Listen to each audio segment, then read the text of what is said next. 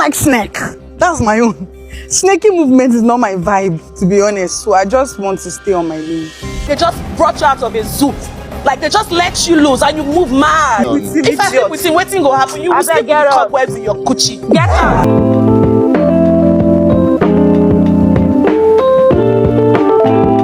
Hey. Guys, this day 5 of the reunion show that just aired last night was a lot. It was so hilarious. What was that altercation between Chinne and Chinwe? And I must give it up to Chinwe though. She's the queen of clapbacks. Because Chinne had actually started that altercation. And both of them, they were not just having it. It was more like a back and forth. And Chinwe, I give you your crown, yeah? Because from day one to this day, Chinwe has always been in that conversation.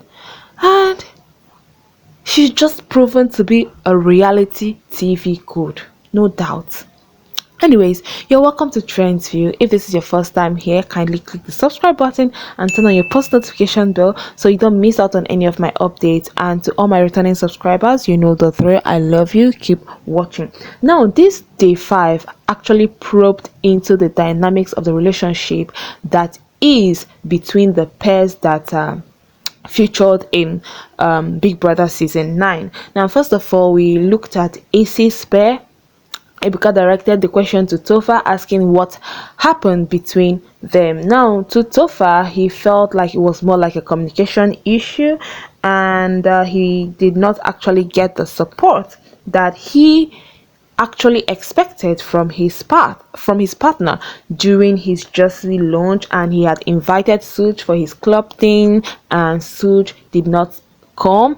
Again, during his birthday, Suj arrived late with no proper excuse and no explanation as to why he actually came late.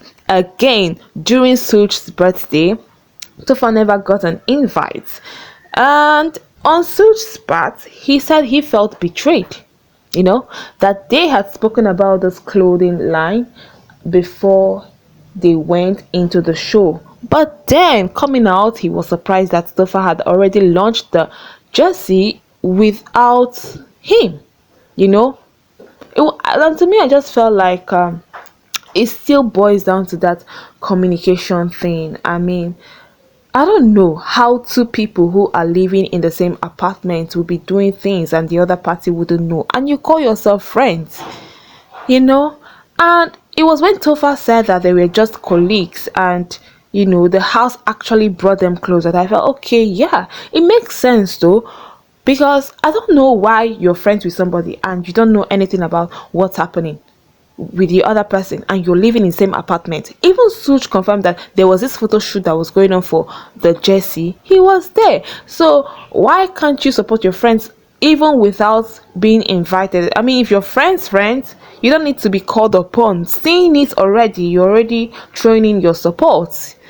Anyways, I don't know what to make of this, but I just think that these two should just sit down and discuss it. Again, Suj mentioned that Topher blocked him, and you know, the excuse that Topher gave for blocking Suj was not just real. Like, I'm like, what? So you block your family members because you want to be in a good headspace?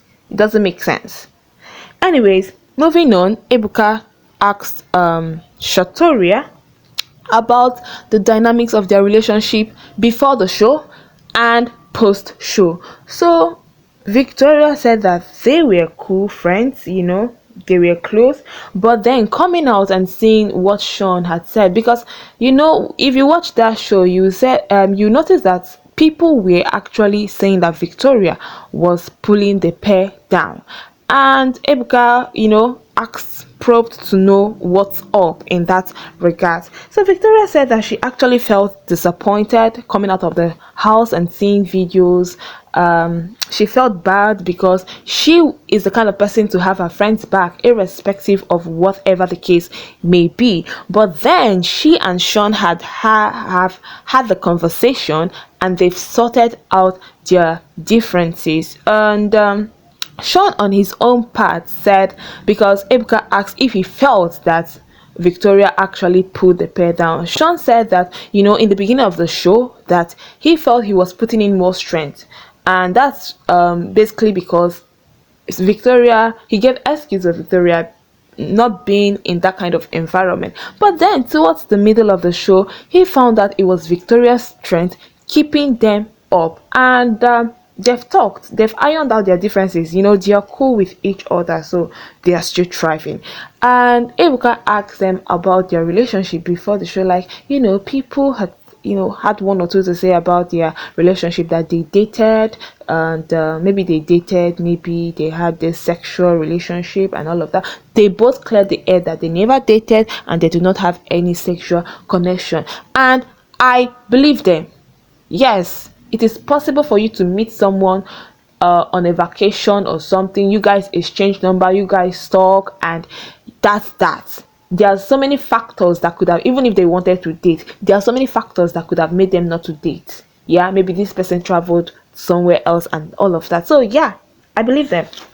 Again, now moving on to Ozee, Victoria and Onyeka issue.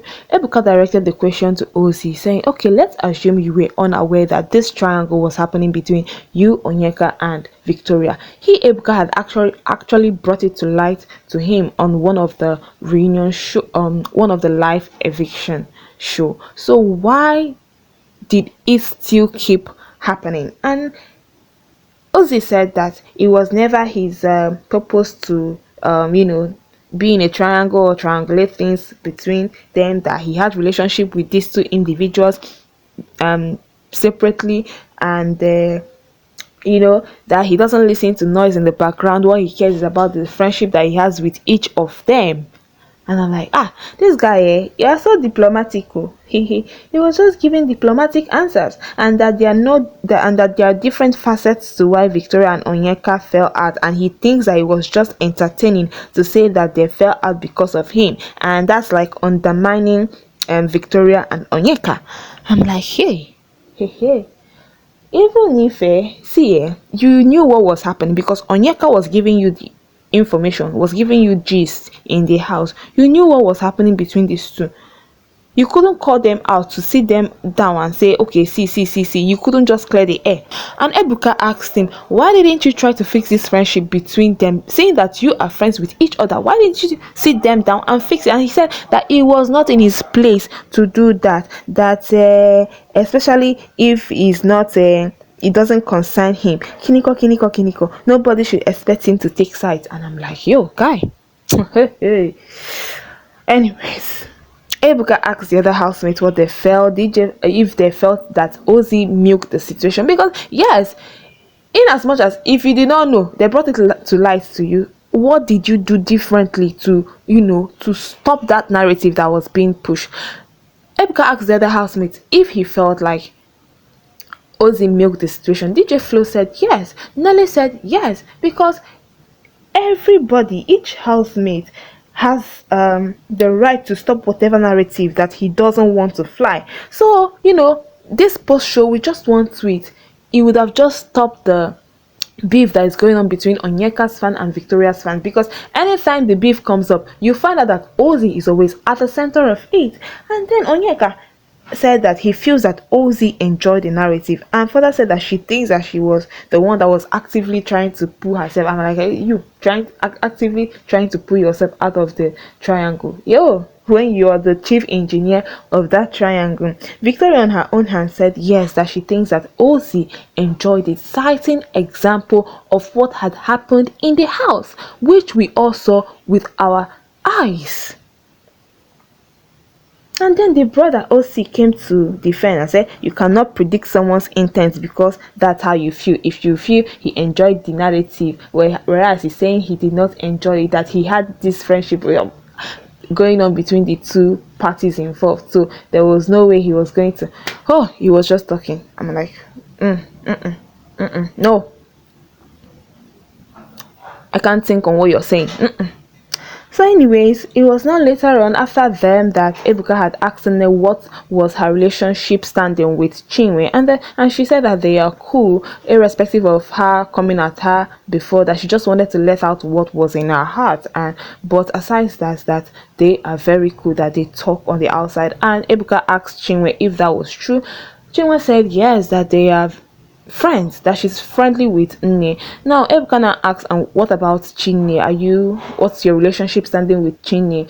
And Chinwe was trying to explain that she doesn't have any relationship with Chinne because she knows how Chinne feels about her, and that was a point where Chinne interfered and was interjecting, interrupted Chinwe, trying to interject in what she was saying, and before you knew it, it just went from a 0 to 100.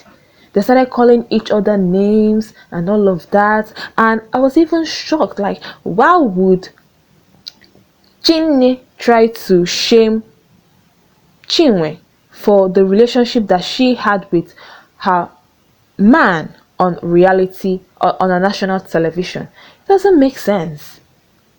The back and forth was just so much and all of that, and there was no stopping. The housemates, they were gagging at the amount of things that were being said. Anyways, guys, that's it for day 5. I'd like to hear from you all, and until my next video, bye.